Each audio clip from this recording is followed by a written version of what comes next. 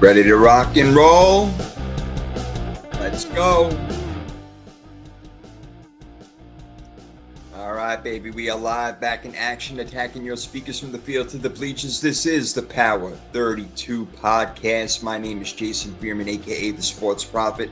Not with us today, Mr. Primetime 313 David Dale will be back next week in full force, ready to go, ready to rock, ready to talk NFL, fantasy football, all that good stuff. Great to be back with you guys after a week off. I am here, going solo, but of course, need you guys in that chat area. We love it, we appreciate it, need it, gotta have it. So when you guys pop up, it'll be a beautiful thing. So it's going to be a shortened show today. We're not going to go the full hour of power. We're just going to go over a few things. NFL Week 6, take a quick look back at Week 5. All right, so a lot of things to get to, but we're going to do it in a quick, serious fashion. We normally start with NFL trivia, but we're not going to do that today.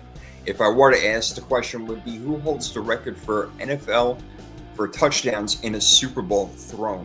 Who holds the record for touchdowns in a Super Bowl thrown? If you guess Steve Young, then you would be correct. Back in 1994, threw 6 touchdowns in the Super Bowl, only man to ever to do it. Get the monkey off his back. Rock and freaking roll. Way to go, Steve Young. You see I got my 49ers deal back here. Yep. We're all in action, baby. We're rocking. All right, so let's get to it, guys. Real quick. Joe Flacco joining the Bengals. Wow. Why not Kirk Cousins? Why not Russell Wilson? Joe Flacco, the 40-year-old, joining the Bengals to try to salvage their season. I don't see how it happens with Joe Flacco. Yes, he does have a live arm, and you got 2 live wide receivers out there in Higgins and Chase, but that is oh man, that's going to be tough. I mean, I agree Jake Browning wasn't not getting the job done, so you had to move on and find something else, but Joe Flacco, and surprise, in division, Cleveland Browns traded him, so I didn't really see that coming. And the Browns going with now Dillon Gabriel, okay, for the foreseeable future. Did get him a win in London against the Minnesota Vikings, who did not look that good. I mean, even when they get J.J. McCarthy back, I'm not sure the Minnesota Vikings it's a shame. That team has so much talent around them. They really do. But the quarterback position, the most important position in maybe sports in general, if you can't get that right, you're not going to get your team right. I'm sorry. So I wonder about the Minnesota Vikings when they come back. But Dillon Gabriel right now did more than what Joe Flacco did. That's why he's out of there. Shedeur Sanders moves up to the number 2 spot. So if Gabriel falls, we will see Shedeur Sanders. And we have a long season to go to find out if and when that will actually happen. All right.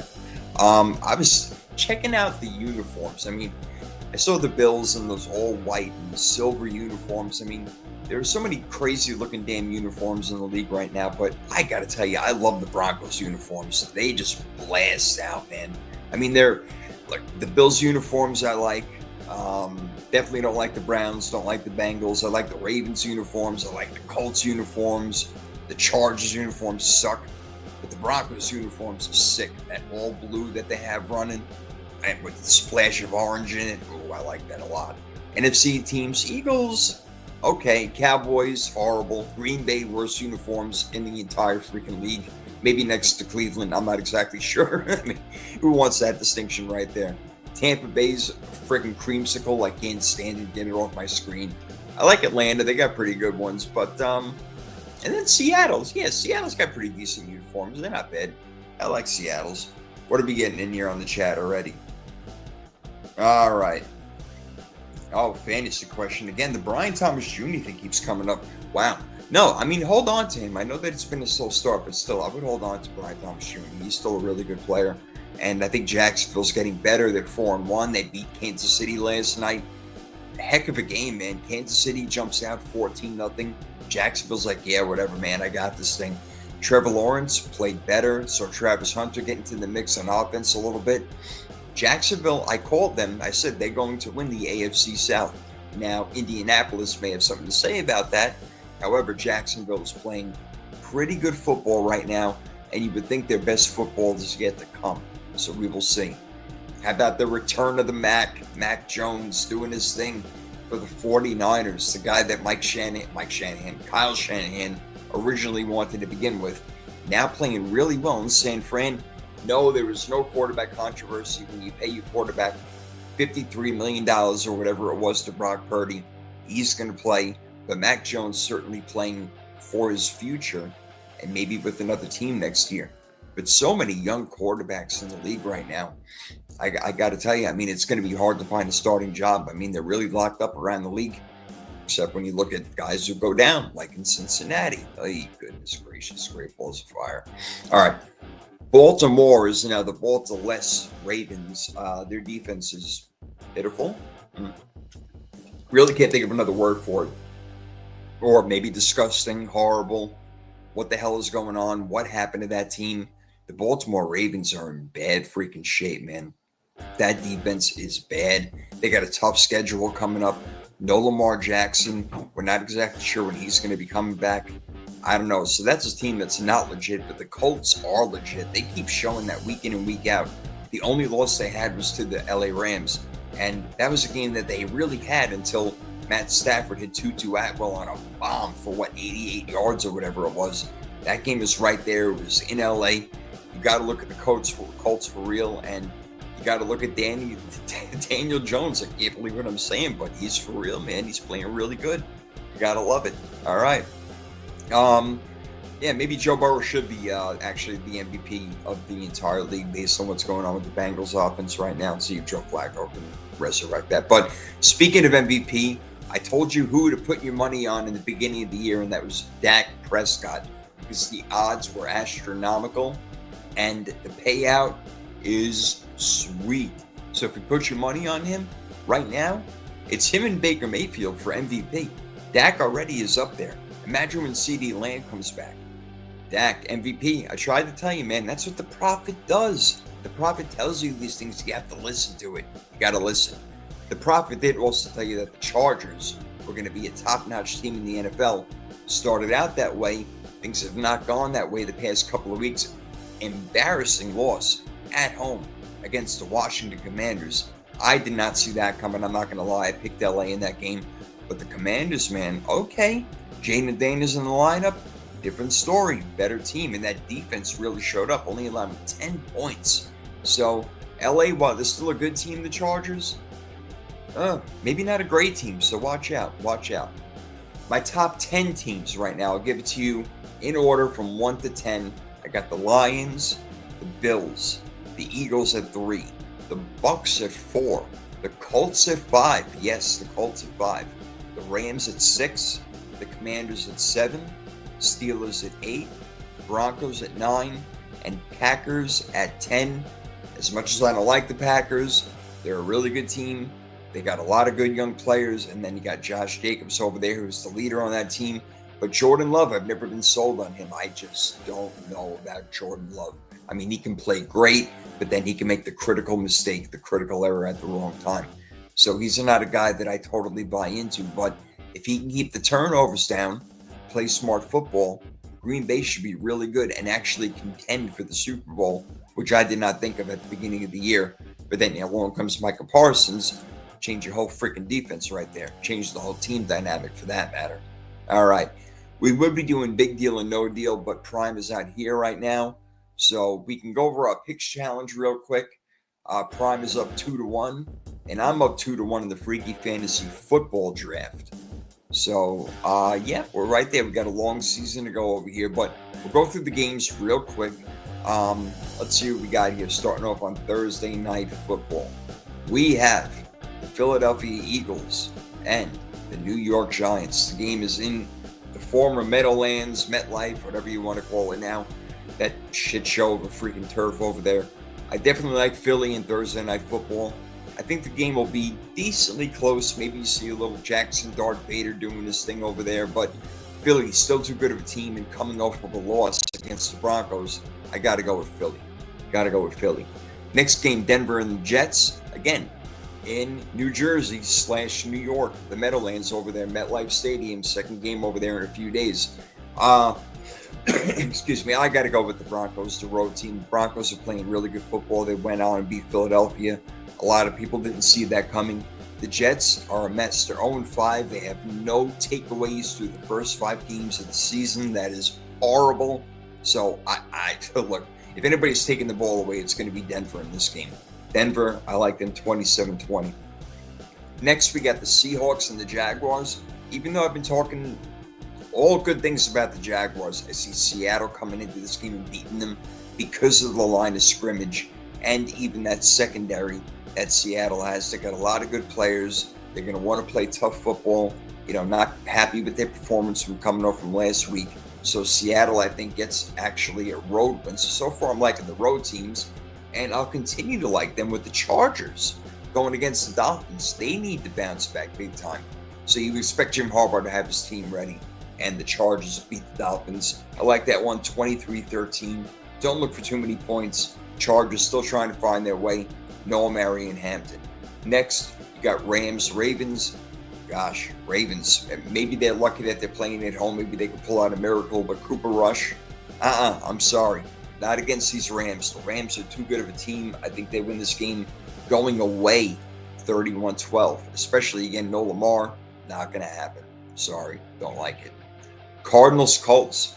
I said Colts are one of the best teams in football. They're a top 5 football team. I have no reason to believe that the Cardinals are going to beat them. They've dropped their last 3 after starting 2-0. So I do like Indy 32-22. Cardinals getting a couple of garbage crap at the end.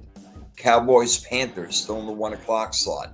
Dallas, their offense, legit, playing really good football right now. The defense, not so much, which is why I think Carolina can actually keep this one close. But I do like Dallas to win the game 28-25. All right, we got the Patriots and the Saints. The Saints. Well, they picked up a win against the Giants last week at home. Now they host the New England Patriots. Patriots just beat Buffalo in a huge primetime Sunday night game football. Wow, that was a hell of a job by New England right there. Drake May really starting to feel himself. Stephon Diggs had a huge game. I think they continue that in New Orleans. Give me New England 25-16.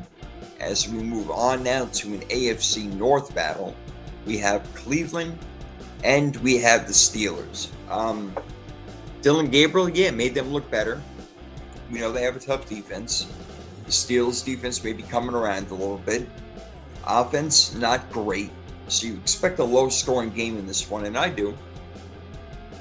I'm thinking somewhere along the lines of 17-10.